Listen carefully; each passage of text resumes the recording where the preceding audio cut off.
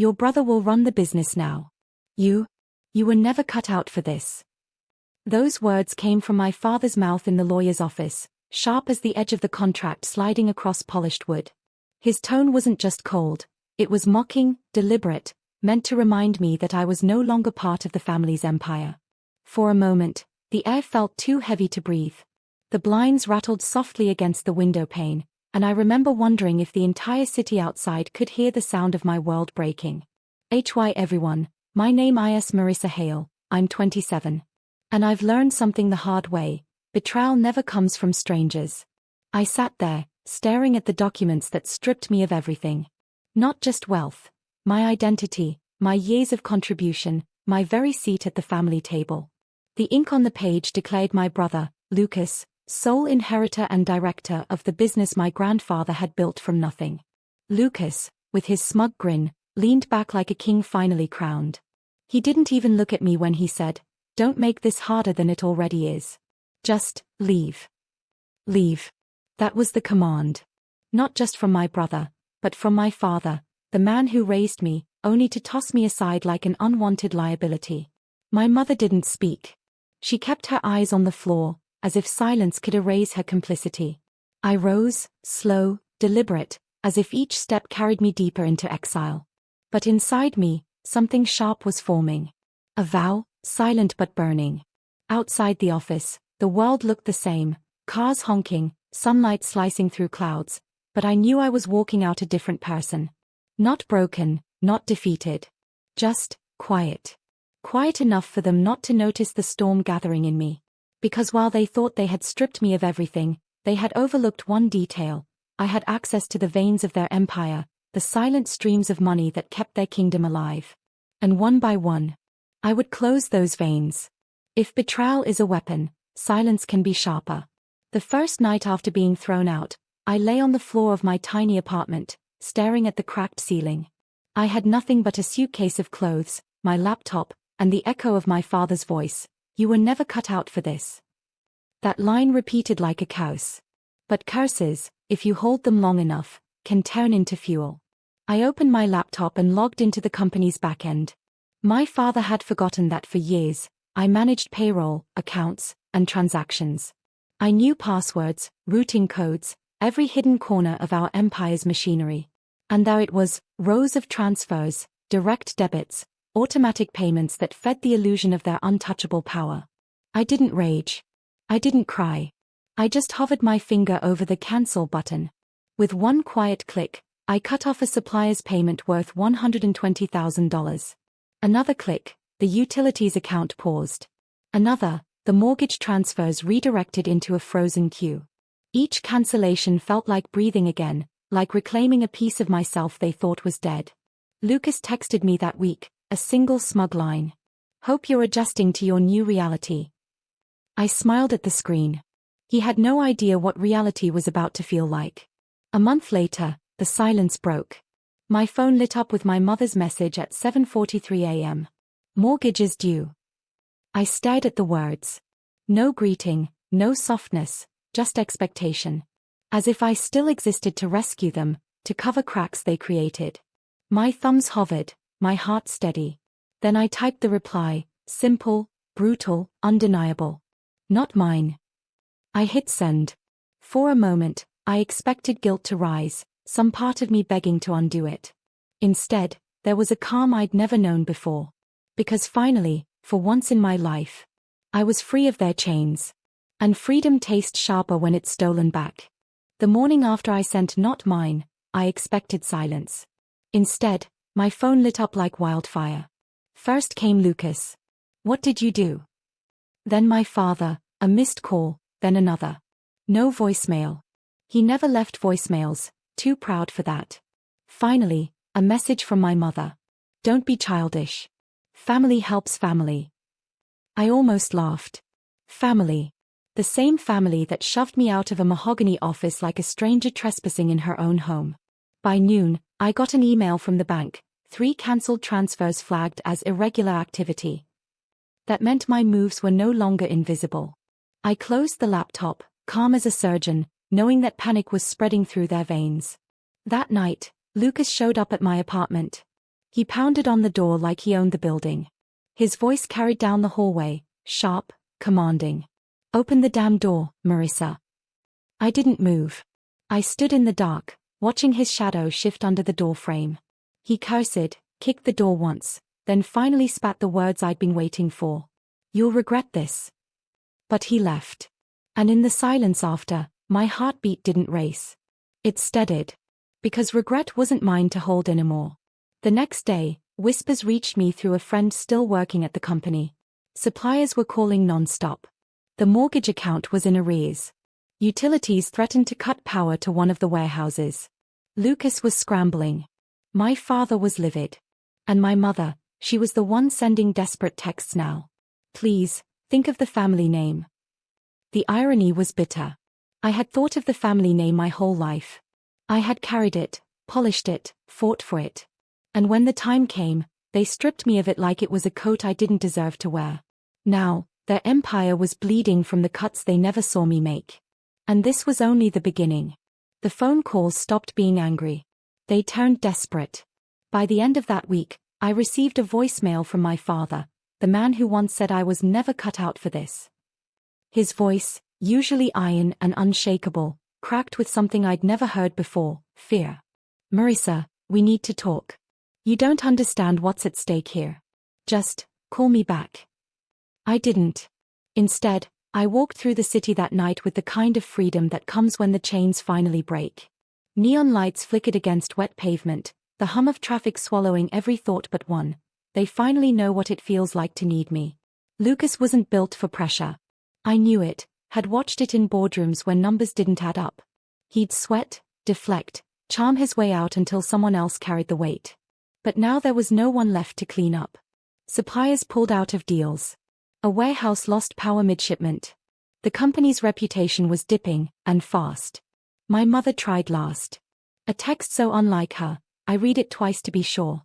"Marissa, please. This isn't about money anymore. We could lose everything. You don't want that." But she was wrong. I did want that, not because I was cruel, but because it wasn't really mine to lose. They made sure of that. I stood at my window, watching headlights streak across the avenue, and whispered the truth I'd never said out loud. I don't belong to them anymore. And it felt like the first prayer I'd ever believed in. The next morning, a letter slid under my door. No return address, but the handwriting was my father's. I picked it up slowly, my chest tightening as I realized, this wasn't just business falling apart. This was bloodline cracking, splintering under its own betrayal. Inside was a single sentence, written with a shaky hand. "Meet me before it's too late." For the first time since this began, I felt the ground shift beneath me. I met him at a dim cafe on the edge of downtown. Not the kind of place my father would ever step into willingly. He was a man of glass towers and marble floors, but desperation forces even kings into alleys. He was already there when I walked in, shoulders hunched, suit wrinkled, hands wrapped too tightly around a chipped coffee cup. For the first time, he looked small. "Marissa," he said, standing halfway before sinking back down. "Thank you for coming." I slid into the booth opposite him, silent, letting the weight of his unease fill the space. He cleared his throat, voice low. "You don't understand what you've done. The mortgage is overdue. Suppliers are threatening lawsuits. If this continues..." I cut him off with a single look. For years, I had been the daughter who listened, nodded, obeyed. Now I let silence speak for me. He faltered, then leaned closer. "We can fix this. I can bring you back in. Not as much as Lucas, of course, but something. A percentage. Respectable." The words tasted sour before they even finished leaving his mouth. Respectable. As if he were offering scraps from a table I had helped build. I finally spoke, my voice calm, almost detached. "You didn't just cut me out, Dad. You erased me. Now you want me to save you." His eyes flashed, not with anger, but shame. He opened his mouth, then closed it. For once, he had no speech prepared, no strategy to control the room. The hum of the cafe grew louder around us, spoons clinking, rain against the window, while between us, only silence remained. I stood, sliding the chair back slowly, deliberately. His hand reached out across the table, trembling, but I didn't take it. Instead, I leaned down just enough for him to hear. You made your choice. Now you get to live with it. And I walked away, leaving him alone in that booth, surrounded by strangers who didn't know they were watching a dynasty collapse. By the end of that week, the cracks weren't whispers anymore, they were headlines. Hale Enterprises faces liquidity crisis. Suppliers pull contracts amid leadership dispute. Lucas's face, once smug and polished in magazine features, was now plastered online with captions that bled words like failure and incompetent heir. I scrolled through each article slowly, almost reverently, as if turning the pages of a book I had been waiting my whole life to read. One night, I passed by the old headquarters. Through the tinted glass, I saw him pacing the boardroom, tie loose, hair disheveled. He slammed a file down on the table, shouting at shadows, his reflection more enemy than ally. The same man who had told me to leave now looked like he was clawing to stay afloat. My phone buzzed again. This time, not my parents, not Lucas, but an unknown number. She's crying, Marissa. Your mother. She's terrified. Are you really going to let them lose everything? I didn't reply. Because here's the truth, they hadn't lost everything. They had taken everything from me first. But silence wasn't as easy as it had been in the beginning. At night, in the quiet of my small apartment, guilt scratched faintly at the door. I thought of my mother's message, of the house she lived in, the walls I had grown up within. Then I thought of her silence in that lawyer's office, her refusal to defend me. That silence had been her choice. And mine now was the echo of it. The company's collapse moved like a storm, fast, merciless, impossible to outrun. And for the first time, Lucas had no umbrella, no shield. He was exposed to the world. And I, the sister cast out, watched as the empire turned to dust, grain by grain. Sometimes revenge doesn't roar. Sometimes it whispers, until the walls cave in. It was Lucas who showed up first, not my father. He stood outside my apartment building in the rain, hair plastered to his forehead, suit jacket clinging like a costume he no longer deserved. When I opened the door to the lobby, he didn't smirk. He didn't even speak. He just stared, eyes hollow, mouth trembling like he was choking on pride. Finally, the words fell. They're going to take the house. Not our house. Not the family's house. Just the house. Stripped of ownership, stripped of security. I didn't answer. I let the silence stretch until it cut him more deeply than anything I could have said. He stepped closer, lowering his voice. Marissa. I can't do this. I thought I could, but, he broke off, rubbing his face. You have to stop. Please. The man who once shoved me out of an office now stood begging in a doorway.